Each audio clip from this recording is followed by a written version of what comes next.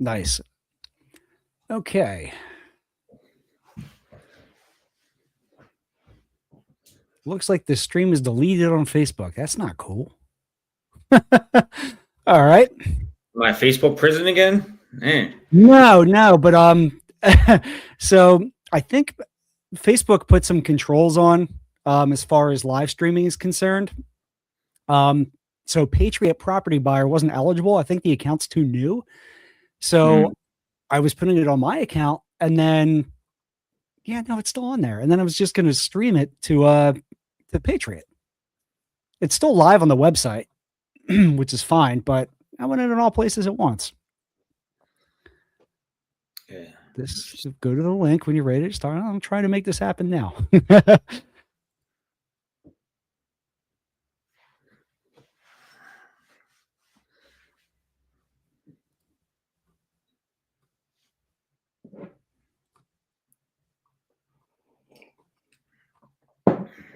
We'll put it for 2:07 p.m. It's being a pain in the butt. There we go. All right.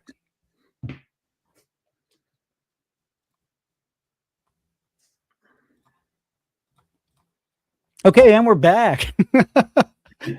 Yeah, it wouldn't be a good webinar without having some technical problems. That's fine. So yeah, let me tee it up. My name's Dan Jones, called Jonesy, from marketing agency near you. I'm here to help my friend, my business partner, my client, Murph here. He's one of the owners of Patriot Property Buyer.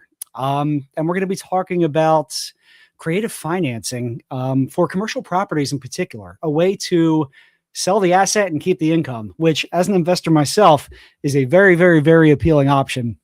And Murph's going to pull back the curtain on all this, on what that means, why somebody would want to do that, right? Why would I want to give up that cash flowing asset? Well, my answer is pretty simple. I don't like being a landlord. So there's my why right there. And typically if I want to get out of a property, I got a couple options. Listed with a broker, an agent, or take a cash offer, right? Kind of two pipelines, and both have their pros and cons. Pros with working with a brokerage and agent is that they should be handling everything for me. Cons is commissions, lengthier times, dealing with tire kickers and a lot of noise, right? And hopefully the agent takes care of all that, but it's not always true. Same thing with going straight cash is, and I still get this as a property owner, is I get the mailers all the time, which I'm vehemently against when it's not targeted properly. And then, even when I am trying to sell, which I'm actually structuring a deal similar to what Murph's going to talk about today. Investors offering me 60 cents on the dollar for this property, which is already cash flowing. Like, come on, man, do your homework. That's I'm not the type of person that you can be sending that message to. So third option, creative financing. There's so many different ways to go about it. I know of the concepts. I know of some of the ones on paper, and that's what Murph's going to get into. So I'm going to turn it over to Murph, whose nickname is as simple as mine. If I'm Jonesy from Dan Jones and he's Murph from Steve Murphy, one of us adds the Y, one of us takes it off, and then that's how we operate. Yeah. Thanks. All right, it's going back to you now. Awesome. Yeah, back to you. Just kind of introduce myself. My name is Steve Murphy. I've been in real estate for since 2022. Prior to that, my degree is in sports medicine. I was a science teacher at a private school down in the Jersey Shore area, which I might tie into a lot of that. That's helped me out a lot in my real estate experience and how I try to strategize for the sellers that I speak with. Basically taking in those learning curves that I learned in my sports medicine background and bring that into the real estate solution module per se, is really where, Patriot Property thrives. My business partner is my brother, Joe. He's been in real estate for 20 plus years. Residential, commercial, self-storage development. That's where I joined the team, started doing underwriting deals for the self-storage acquisitions back in 22. Yeah, outside of real estate, I do have a lifelong passion in sports. I mean, I am a boxer. I am a boxing coach. I have Golden Gloves coming up this weekend for my amateur fighter that I'll be working ringside with. So that's super exciting. This is a Golden Glove season right now. Basketball and martial arts were always my things growing up.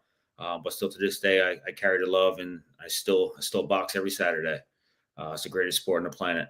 And I dabble a little in jujitsu. If Joe was doing his presentation, he's much more savvy in the jiu-jitsu world. But I'm, I think, a 3-year white belt going on, so I haven't really dabbled too much in that sector. But again, a lot of the martial arts training, Joe's a vet.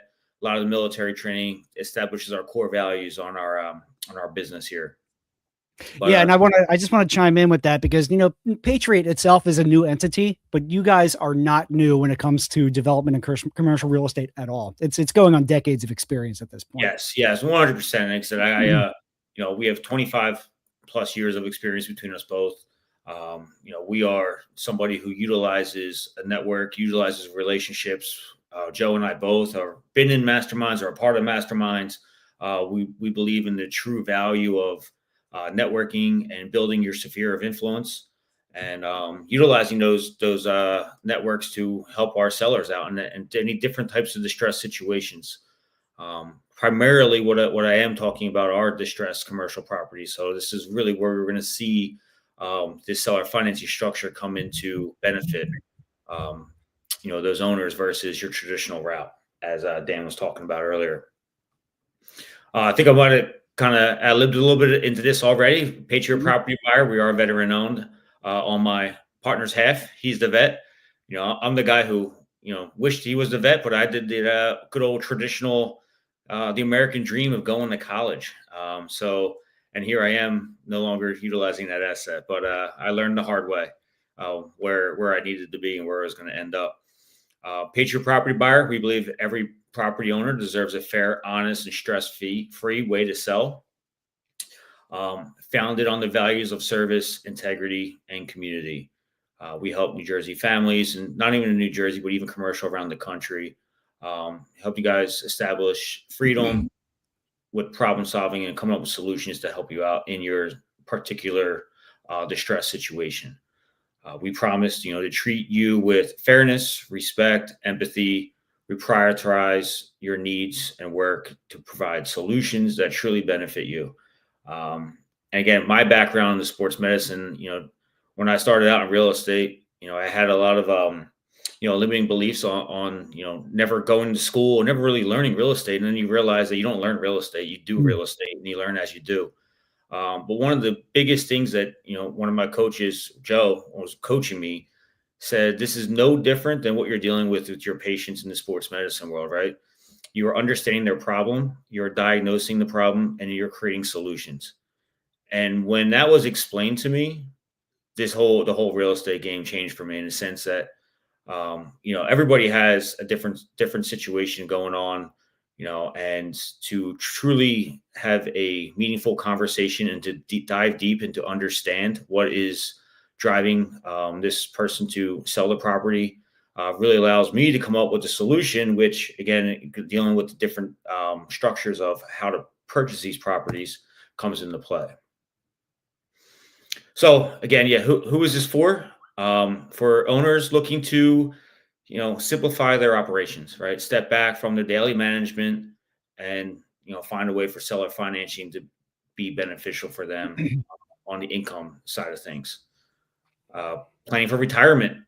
We'll mention this a little later too, but we are baby boomers. They are retiring, right? And, and there's not a lot of, secondhand generation taking over businesses and properties of those baby boomers. So there's a need for how do I exit out of this? So preparing for retirement can leverage their property to generate ongoing income and ensure a smooth transition. Diverse property types. This opportunity is ideal for owners of the retail space, office, industrial, flex, and mixed use properties. Income without tenant stress. sellers financing allows owners to receive income without the headache of related tenant management, property upkeep. Literally, most times, you're almost bringing in the exact same amount of money during this process, and have zero headache at all whatsoever. None of the So this is all the who, but let's peel back the curtain on the why. And you teased it a couple minutes ago when you're talking about, in coaching and sports management and everything. It's there's always a why, and there's always some psychological trigger or implication. So each of these, somebody's ready to step back. Why? Why is the property distressed? Or, just give me some of the situations where people, building owners have come to you. Yeah. Vacancies are starting to, accumulate on the property. And again, a lot of the sellers I speak with are the baby boomers. They are of the older generation looking for a way out, may not want to keep the battle of, maintaining the vacancies on those properties, or tenant leases are coming up and they're seeing it in the next 2 years. And do they really want to keep pushing forward and try to, put another tenant in there when in reality, they're kind of, planning on the retirement? Do they really want to put somebody else in there for another 5-10 years? Yeah. We're also seeing a lot of situations where improvements are needed. And again, if you have retirement in the next few years and your future planned, and you find out you got to spend $20,000 on a roof, or there's foundation issues, or utilities are coming to an end of their lifespan, and you got to repair all that to keep your tenants happy and satisfied. That becomes a big expenditure that comes out that a lot of times these owners don't want to put out when they're looking to retire in the next couple of years. Mm-hmm. And even for a lack of better words, but like death, as inheritance of properties. Spouses might inherit a business and a property from, a spouse that's passed on, and not really know how to manage it or how to keep, upkeep. And those stresses start to weigh on you. And then maybe you're looking for a way out. And that's where our conversation comes into play with an investor who can help you basically, pencil things out and see what your best options are. So really, there's a lot of crossover there, even with residential real estate. Some of the same motivators, just with way bigger square footages and dollar signs attached to it. Yeah, and me personally, what I love about the commercial side is a lot less emotion involved. Mm-hmm. But it's no different than the residential stressors of maybe you're dealing with exactly bigger square feet, maybe bigger. Yeah. Bigger expenses. I mean, for you to, fix your roof on your residential property versus your 10,000 square foot, commercial property is probably a big price difference there. Sure is.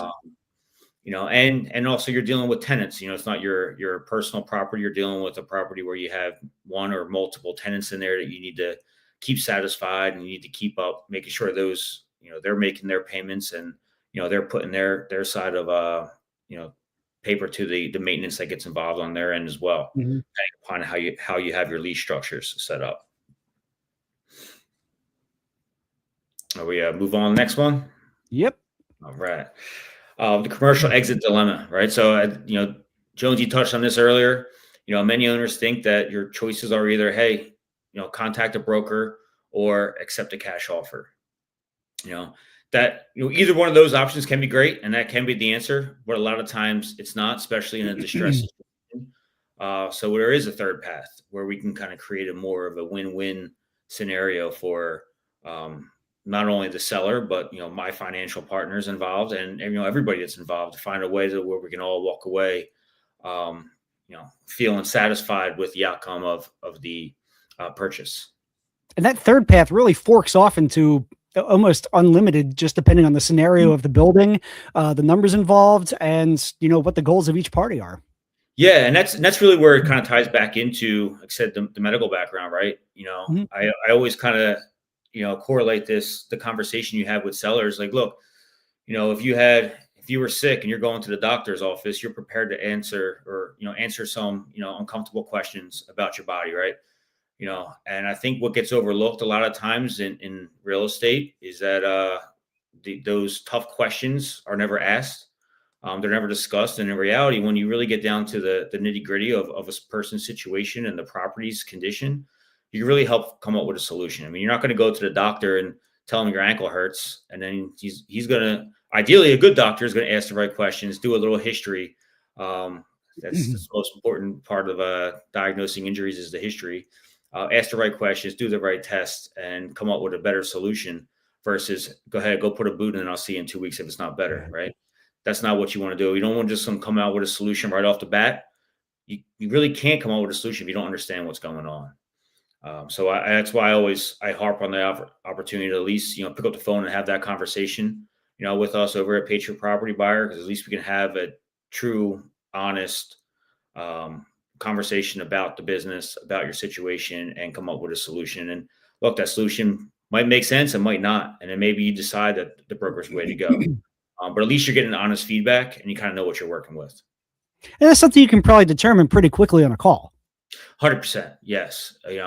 It's something from my background. Again, I'm used to asking those tough questions, so, be prepared to be, open and honest about what's going on. And, and everybody gets, I've heard it all. I've been in the residential side of things too. This is what we deal with is distress situation. So, I mean, I've heard it all. There's no reason to be embarrassed. There's no reason to be, afraid to have these conversations, because it's all about, who do I know, or how can we fix your problem, and we come up with a solution to get you there. Yeah. And yeah, you're right. So we're talking about your traditional routes, right? Going through a broker. Yes, you're going to have to pay broker commissions, right? So that lump sum that you're, hoping to make, some of it's, a good chunk of it's going to come out of commissions that go towards the broker on that sale. Marketing exposure, and that's a big one, because again, with the distress situations that I'm dealing with, a lot of people don't necessarily want to put their business out there. So if you can sell it, on the hush to somebody else, it usually makes everybody a little bit happier. You don't have to worry about any public scrutiny on the market. People raising you questions, people who might know the business, start asking you questions that might make you feel uncomfortable. So I think that's a very important one that I think is, it's not really talked enough about, but it's something that is important to business owners. And another client I have of mine who you've met is a business broker, and they handle everything confidentially, just the same way you do. Because they're dealing with the other side, the actual business, not necessarily the property. But you put a property on the MLS, now suddenly all the data scrapers, web scrapers are out there pulling information here. And now you as the seller are getting all sorts of unsolicited calls, texts, emails, offers. It's just a bunch of noise that I don't need. You don't need, the seller doesn't need. Yeah, exactly. I mean, I just remember, just as we're talking about that, a local bar restaurant near me. I mean, they just did this about 3 years ago, and it was retirement, right? It's baby boomer looking to retire, and it was a quiet transaction. I mean, to be honest with you, if you walked in there 4 years ago versus now, you wouldn't even know that there was a change hand in ownership, which was nice. And I'm sure that made the transition to retirement much easier and simpler for, this business owner who's been there for 35 years, I think it was, and it's been in the heart of town. So it's something I think that does make that transition much smoother and a little more comfortable. And then, even on top of that too, when you are going to put it on the MLS and deal with the broker, the uncertainty of the sales period, man. I mean, some of these deals take a long time, and you might have exposure to multiple opportunities of buyers coming in, but everybody's going to break that deal apart in their own different ways. In my experience, especially on the commercial side of things, I mean, most of my acquisition, especially on the storage side of things, we're going through brokers and the MLS, and I'll see something listed on day one and it's going to be overpriced. And and these investors, all you're going to be dealing with is haggling and negotiating on numbers. When in reality, none of those guys are going to understand your situation, understand what's actually going to move you to a sale.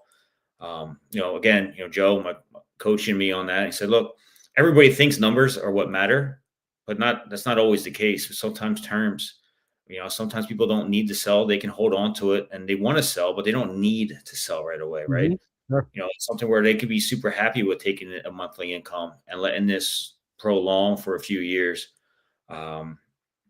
And then get that nice balloon settlement refi in the next, 3, 4, 5 years, however long that stabilization aspect might take, depending upon the property. But yeah, I've seen, deals on the market, they don't move quickly to do in Jersey with residential homes.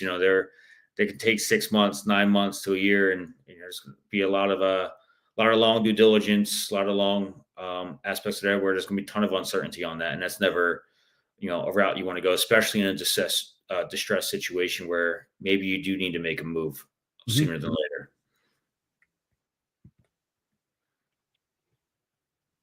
All right. So some of the, unasked questions, what if you could exit an underperforming asset without months of listing risk? Sorry, these colors are a little, little off. So doing my best here. Yeah, that's what happens when that's on us when we transition from Canva to PowerPoint. Yeah. Unlock trapped equity that might be on your timeline there, owning that property. Avoid the capital improvements. We talked about that earlier. Right. These buildings, maybe they own the building for 20, 25, 30, 40 years. Some of these baby boomers, right, coming up, and roofs are starting to, cave in. Utilities are starting to get overworked and need to be replaced. That could be, depending upon the size of your commercial property, that could be quite an expense that maybe you don't want to put out. And in order for you to maybe get that number you want from the broker on the listing, you're probably going to have to do that. But again, there's still a lot of uncertainty on that, whether or not those numbers actually come to fruition there. Relocate capital into a higher yield opportunity. So maybe there's an opportunity there where you could take, the payment for the property and move it to another deal. Maybe you're not looking to retire. Maybe you're looking to grow. Do a 1031 exchange on that. Again, and close discreetly without any market exposure. Typically, those deals get done a lot faster as well. Rather than competing with all the other investors out there that are fishing on the market. And remove any non-performing tenants, from your balance sheet type thing.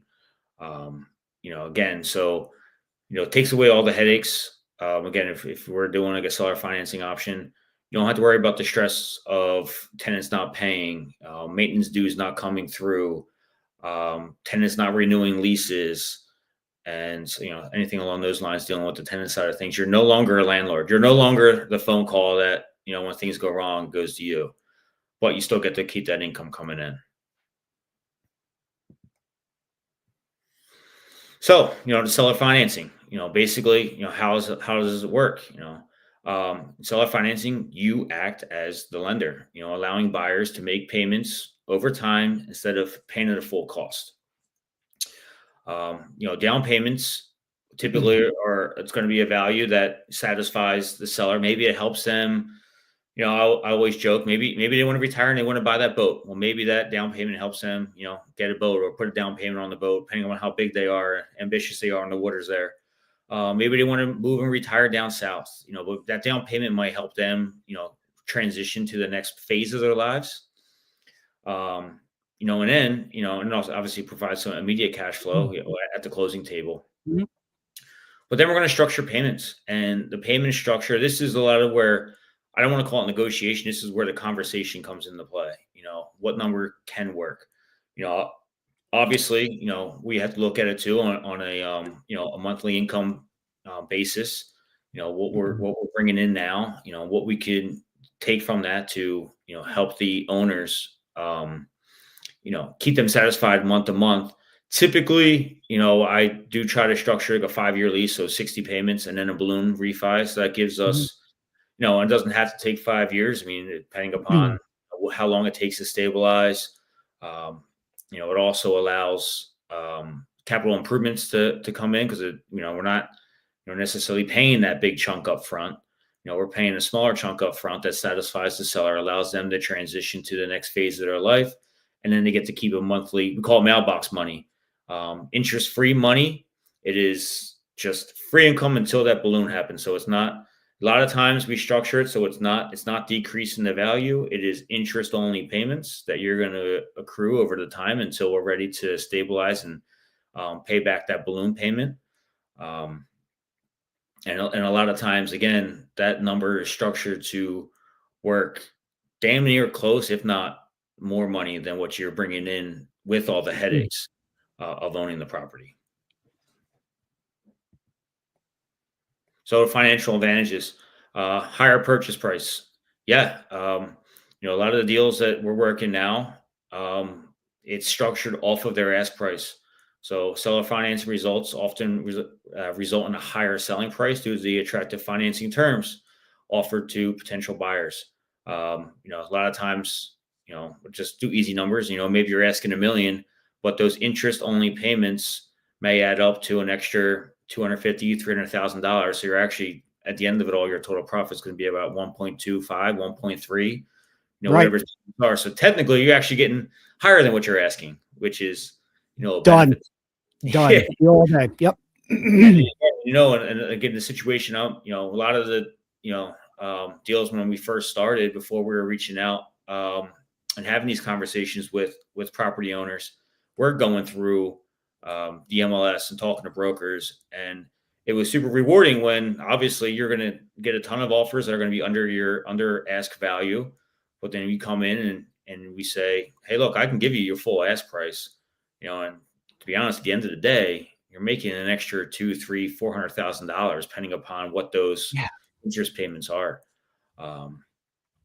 And again, that ideally is a great alternative for that seller, and they can get some monthly cash flow and, cash out in 5 years if they don't need that immediate return right away. Installment sales tax. Exactly. So, hey, I can pay you that whole $1 million up front on day one. And, you're probably going to be putting about $40,000 into taxes, or I'm sorry, 40% into the taxes, so maybe you're only walking away with, I don't know if those numbers are right, but about $600,000, right? So that's not ideal. There's capital gains costs that come your way. So we can prolong that over some time frame, and I can give you tax-free, or interest-only money over the next 5 years before that large sum comes back out. That's usually ideal to optimize tax efficiency. Because then you're only liable for the interest income at that particular juncture. Yes. For that 5-year term. Okay. Yep. Exactly. Negotiated terms control, right? So sellers maintain control over negotiated terms, allowing them to customize agreements that align with their financial goals and risk tolerance. That's exactly how this benefits the seller. It's a matter of, again, this all comes from the history, the diagnosing in the very beginning. What is it that you need, and what is it that you want to do next? And when we understand that, we can help put something together. Because again, it's, ideally it's 5 years, it's mailbox money. So what can you do with that mailbox money? Well, that's owner specific. It's whatever their goals are, whatever helps them out. Again, we're eliminating the headache, but we're keeping that stream of income coming your way. And then interest income. So seller benefits from consistent interest income, right? So we just mentioned that over time, enhancing their cash flow overall to financial stability. Exactly. So you're making those interest payments coming in every month, adding up over time. Ideally, again, in a not a perfect scenario, but in an unusual scenario, maybe it's a 5-year term at 60 payments. Boom, could be upwards of a couple $100,000 that get added to the actual purchase price. So ideally, maybe you're selling it for 1, but we're really making 1.3, depending upon what we decide is a working number that benefits both of us. And that's coming up with that win-win solution, right? So it's not a, hey, I'm going to pay you this, take it or leave it. It's, hey, can you pay this? And then there is some due diligence on that. There is some angles that we have to make sure that does work for us as well. I mean, we are a business, we are not a charity, so we always say so. I got to make something on that as well. But we come to a number that makes sense for both parties, and that's how you structure that win-win solution there, right? They're happy, they're getting their down payment that they like, they're getting a monthly payment that makes them happy, and they live their consistent life. Nothing changes too much, and then they get a nice balloon burnout at the end. So we have an audience question. So we pop it on the screen. There we go. How do you structure deals better when a property isn't great on paper? which I take to mean possibly two different things. But it probably has to do with the actual market value. So let's say it's on paper, we'll say it needs a couple of those capital level repairs, but you still feel in the 5 to 10 year term, you would take this deal in a heartbeat for specific reasons. Like what are those reasons and how would you structure that? Yeah. Well, a big part of that is kind of what you just said, right? We got to bake in our capital expenditures on improvements. Again, we're dealing with distressed properties for the most part. So that distress is usually due to some upkeep on the property, which might be causing some of the vacancies in that property as well. So we have to bake that in. At the end of the day, we have to kind of run the numbers, and we have to make sure that whatever structure we put together, the seller's happy, and then we utilize a lot of capital partners as well. So we have to make them happy. The benefit of working with the capital partners is that we can traditionally close a lot faster. They know us versus a bank and traditional lending on that side, where the numbers might have to make a little bit more sense, and it's going to be really tough when you're a distressed property with a lot of vacancies, distressed asset as far as needing new roof or utilities or whatever it might be. At least the capital partners who know us and who have worked with us, they're happier to put that money forward to help us move and close quickly. And it basically just kind of finding a structure makes, again, everybody has to be happy on that deal, and that's the way it works. But yes, you do have to bake in what's not good on paper, and that's goes back to basically what I look at when I'm looking at the MLS going through brokers. I mean, you're seeing some of these prices, they'll price it at, a 7 cap, and and ideally when you do your due diligence, you're doing your underwriting and you go walk the property, you find out like, all right, the 7 cap is based on pro forma, right? So that's basically if I put the $250,000 into these improvements around the building, and then if I lease it out for X amount per square foot, then it's worth, X amount of money that they're trying to sell for it. And that deal doesn't necessarily work, right? So baking that in is pretty much the short answer. Baking that into the formula and finding a solution that works for both the seller, capital partners, and obviously us as well. Awesome. Solid answer. Yeah, I don't know if it's a long answer, but great question with a thorough answer. Yeah, and then I don't know, I was kind of looking at this slide here and basically kind of running some example numbers, but looking at seller financing a purchase price of 2.7 million. And all right, so let me make this transparent here. We were talking about this a couple of weeks ago at the brewery, right? Because that's where we hang out and talk shop. And I was saying, can you demonstrate to me how you could take a $1 million property and put 1.4 in my pocket over time? And we went ahead when we created the slide deck. We just wanted to bump up the example because it doesn't matter when you're talking about percentages and interest. All that does is change the end number anyway. Yeah, exactly. That's all it really does. And, and I say, when I do the monthly payments, just for a lack of better words, I might, we might say 4%, 5%. But in reality, the number is the number that, satisfies both us and the seller, right? Right.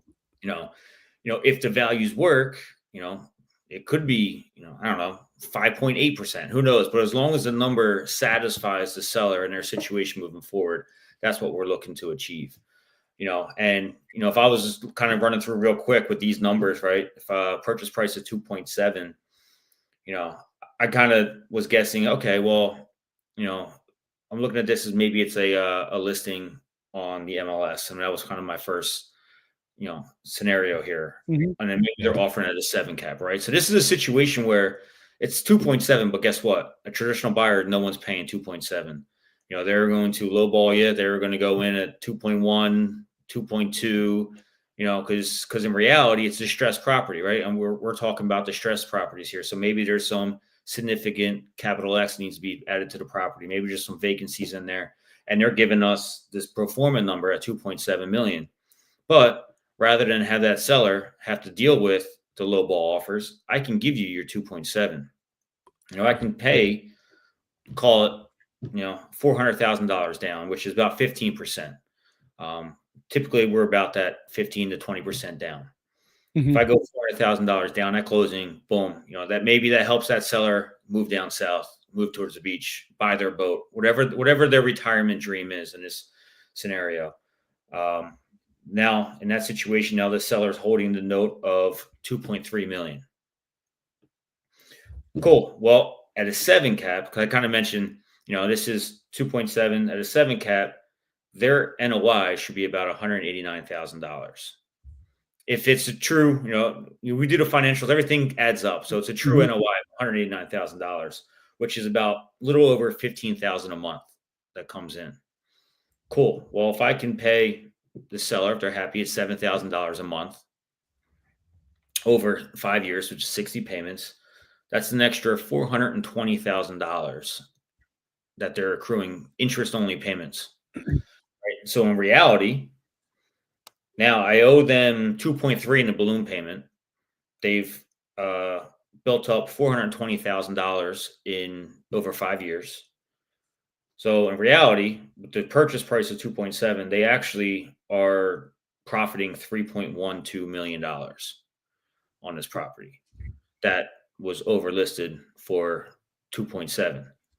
Now on my side, this is a distressed property, right? So maybe there's some vacancies. Maybe if I get that NOI up from 189 to not even that much, let's just say $200,000, or maybe there's tenants in place and there's percent increases each year.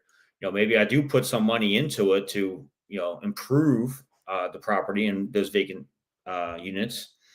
If I bring that NOI up to 200,000 and maybe it's now worth a 6 cap, well, my cash out refi is at 2.5. I owe the seller 2.3. Boom, I even get to take an extra $200,000 on my side of things. So at the end of the day, the seller's bringing in 3.12 million on their 2.7 ask price. Murph, you got a little garbled there at the end, so I'm going to just pause for a second and let the stream catch back up if that's the issue. Okay. I don't think it's any fault of anybody. Nice, but so I thought that was interesting, and that's one of the things that I do love about the seller financing structure is that, look, we can utilize a lot of times make their ask price work. Again, sometimes it's not the cash that makes it a win. It's a terms thing. It's over time. Maybe there's plan. Who knows what their situation is, but maybe there's a benefit to taking out that large sum of money 5 years down the road at 2.3 versus getting the whole 2.7 right now on day one, and getting hit with those capital gains.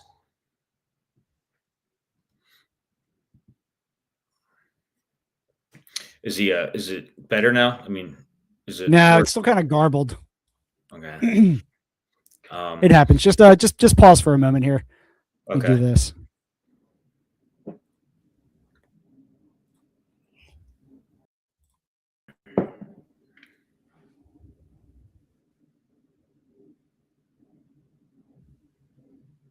All right, move your head and say something.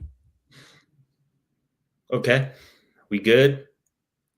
No, it's still lagging. It's still lagging. And that just kind of happened out of nowhere, right? Oh, there you go. You're back. Yeah. All right, cool. So, kind of moving forward with the seller financing structure, you're basically looking at, as a seller, getting some income without operations, right? You no longer have to, manage your tenants. Enjoy the freedom of not having to handle tenant issues, allowing for a stress-free investment experience. Again, we call it mailbox money. It's just free money that comes in the first of every month, and you do with it as you please. You don't have to deal with vacancies. You don't have to worry about leases coming up and trying to fill that void with the next lease in line. No structured payments. You can receive a regular payment each month to, again, contribute to any type of financial security, without the complexities of, again, property management and running the asset itself. No repairs, and again, no renewal negotiations, right? You don't have to worry about tenants, toilets, trash, termites. Yeah, exactly. Nothing. There is zero headaches involved in that. You're truly getting mailbox money coming in into the door. Your phone number is irrelevant to the tenants. They don't call you for anything. That is now our job. So that's a huge win. That's obviously a lot of times, again, depending upon the situation, that is the biggest win. To keep cash flow coming in, but not deal with any of the distressed issues of that property. I can tell you now. I mean, we have a medical office building in Washington Township, and I don't know. The last 3 weeks, we had two huge snowstorms. Spent a little over $6,000 in snow removal. Um, which sucks because we haven't had snow like this, and I can't even tell you. Maybe the blizzard of '96. I don't know. So yeah, it's been 30 years. 30 years since we had snow like this, and that's an extra 6,000 that we could have kept in our pocket if this year was like any other year in the last 30 years. And pipes bursting, right? So it's a benefit again to the seller where that person and that's a seller financing structure we have, she's collecting mailbox money and not dealing with the pipes that burst 2 weeks ago and not dealing with the $6,000 in two different, snow removal process. Right. So moving on, risk management, establishing a meaningful down payment. A significant down payment reduces risk and ensures commitment from the buyers, securing your investment while enhancing buyer accountability. Right. So again, it's a seller specific, right? Understanding the situation. What do you want to do next? What do you need to do next? We try to establish a down payment that helps you get there. Personal guarantees from buyers add an extra layer of security, holding them accountable for reducing the risk of non-payment. And that's something too where you do want to get to know the investor that's purchasing. Again, that comes out a lot in that initial conversation. It's not me getting to know the owner, it's the owner also getting to know me and my business partner, because a lot of that too. I mean, we have 25 years of combined experience. We have multiple different asset classes on the commercial side of things with Class A self-storage. We have medical office. We have a bunch of rental properties that we manage. So we have experience behind us. So and again, utilizing our connections, we have great relationships with brokers and real estate attorneys and CPAs and all that kind of stuff, and anybody that can help us minimize any risk that's going forward with building in lease structures for new tenants and CapEx type stuff and getting things done quickly to mitigate any type of risk that the seller might have and a potential investor coming through in these types of structures. Secure lien position, maintaining a secure lien position protects your interests, ensuring that your investment is prioritized in case of buyer default, right? A lot of times, in this situation, I mean, it's never happened, but if things do go awry, I mean, you can get that asset back, and all those payments that were coming your way are now just free money that came your way. And if there was default, you can get that asset back and then you can sell it. But it's never happened. But sometimes it is a secure blanket, knowing that, hey, look, if things fall through, I mean, look, real estate, is a gamble. Construction is a gamble. We could have, an asteroid can hit Earth right now, right in Cherry Hill, New Jersey, and these assets go away, right? So anything along those lines can happen, right? Like, you can't take anything for granted on that. Right. But insurance requirements, requiring adequate insurance coverage safeguards your investment against unforeseen events, ensuring continued protection and minimize potential losses. That's the risk management side of things. Can move on there. So what are we evaluating? There's another messed up slide. Yeah. So what do we evaluate?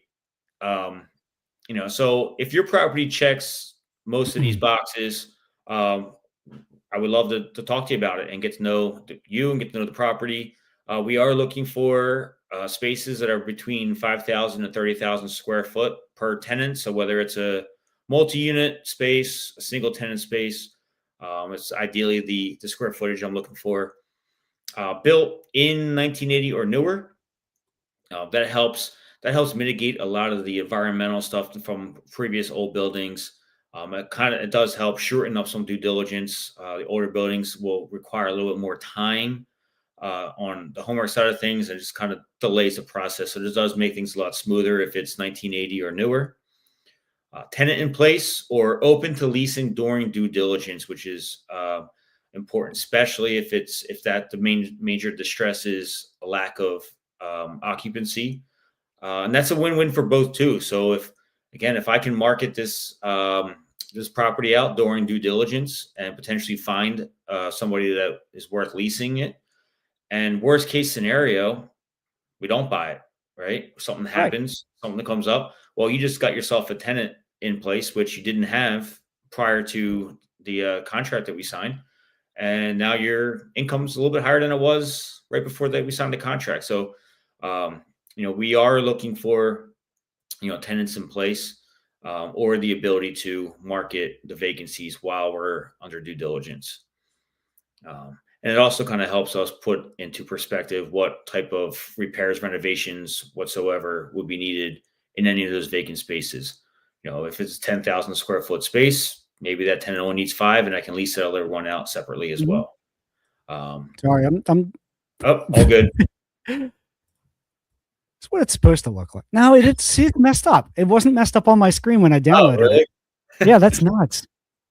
That's crazy. That's crazy. Building structure and size layout, ideally a rectangle shape works.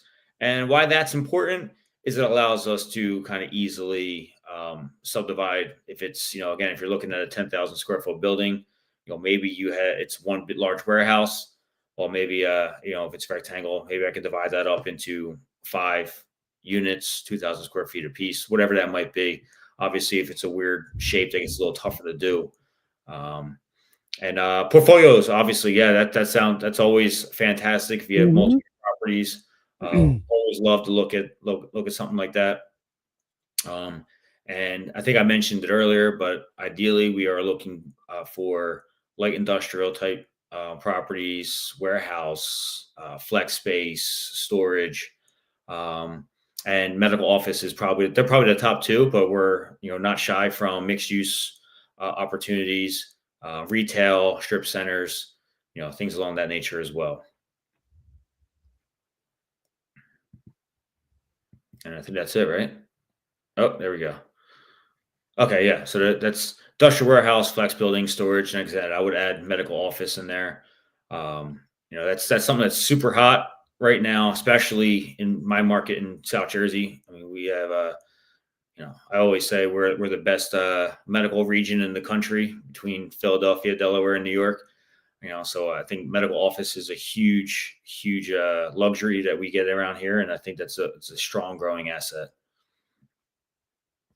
And so you'll have a conversation pretty much with anybody, even if they don't fit 100% into the buy box here. You were able to help me out with you guys were in no interest in buying my property whatsoever, but definitely helped me navigate that conversation with the tenant I have in place to negotiate a pretty cool deal that works for both sides, because it's a commercial mixed use. So basically my tenant's buying it off of me, and we're doing a combination sale with I guess hybrid seller financing, me getting some money on the back end. Yeah.